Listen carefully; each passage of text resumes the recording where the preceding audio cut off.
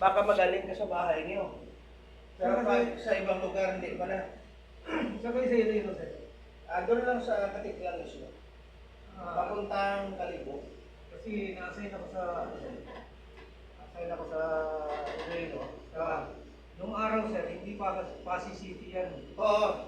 Ngayon, city na sa ngayon, sir. Oo, kasi ang Pasig kasi ganito yan. Way back of 1984, sir. Oo. Nasa gitna kasi yan ng putukan. At nasa gitna din yan ng Capiz. Tapos, nung sa left side niya, nandun si Kalinog. Oo. So kaya parang lahat ng portion ng Pasig, para bang nakasentro doon si Pasig. Kaya ginawa siyang city. Yung pala yung problema. Oo. Pasig siya pero marami siyang terminal. Meron siyang terminal papuntang Kalinog, meron siyang terminal papuntang Katiklan, at meron siyang terminal pabalik ng Iloilo. Kaya siya tinawag na city na. Napasil ako doon. Nung nandun kami, hindi pa siya Pasig. Hindi pa siya city. Oo. At marami na ngayong katulad nito, lodging house, inn, sa highway mismo. Okay. Kaso, itong si Pasig City, wala siyang nightlife. Alas 7, alas 8, closing na. Yung mga store doon. Oo. Wala namang problema sa krimen. Wala naman. Kaso talagang, yun talaga buhay tao eh. Kahit nga yung mga fishball, yung mga tempura, hindi na napapansin paggabi. Except pag may fiesta.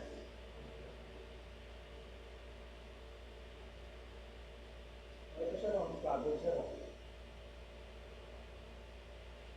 Kami gumagalaw sa San Pedro. Oo. At nung kahapon sir, nag-ikot ako dito, halos wala kang makikita tao dito sir sa mga highway sir, wala. Tapos napansin ko yung mga every lugar dito, every mga lugar dito, yung public market nila nasa loob. Okay. Nasa loob. Mas maganda sana pag nasa labas, kasi pag nasa labas, siyempre bababa ka, kakain ka, may bibili ka sa loob, natural yun. Pero paano ka bibili kung nasa loob pa? At wala pa siyang 24 hours na kailan dito. At mahirap yung transport dito, sir isipin mo, mula Calapan. Wala ka nang makikita ang ibang commute, sir, except van, yun lang. Wala kang makikita ang jeep. Wala jeep dito, sir. Kahit habal-habal, sir, wala kang makikita ang habal-habal na mula doon sa Calapan papunta dito, wala, sir.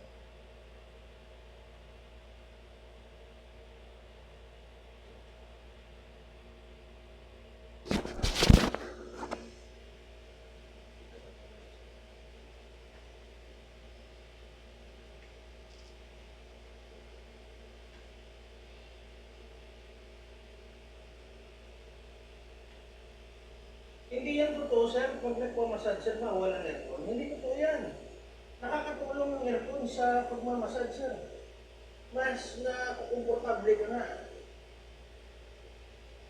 Yung sinasabi nilang bawal kang mahanginan, ang tawag doon, hilot. Yung hilot kasi, sir, sa mga sa mga pilay. Halimbawa, na-aksidente ka, napilayan ka, yun.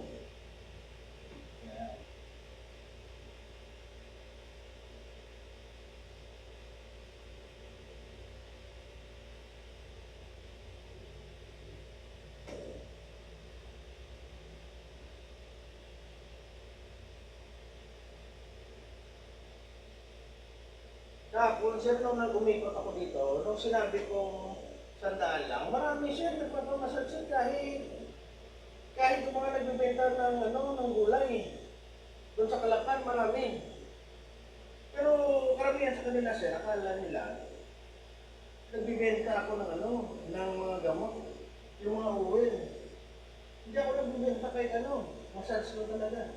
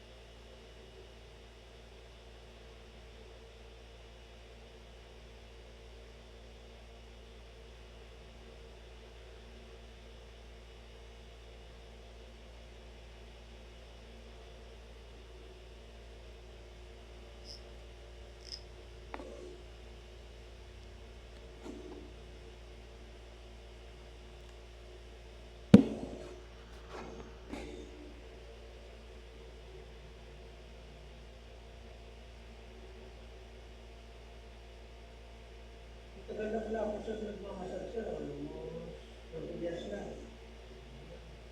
Gumagala talaga ako, sir. Bali na stick, pumunta ko na ako mo.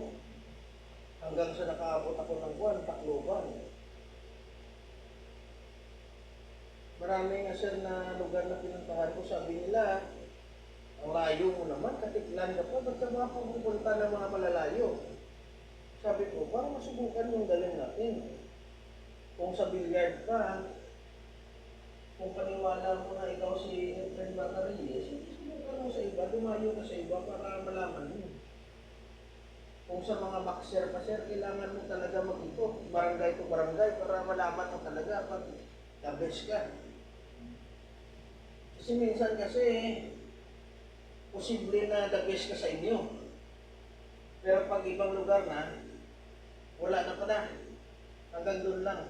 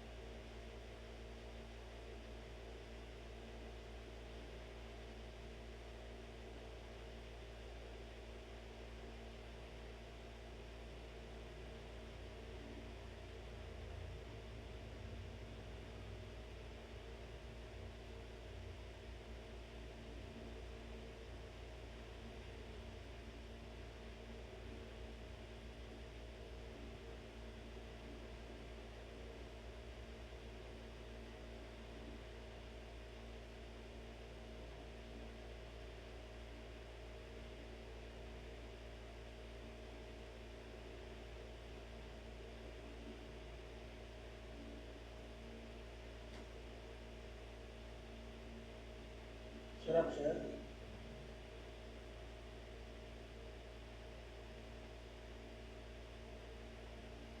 Iba talaga sir yung massage na galing tista sir.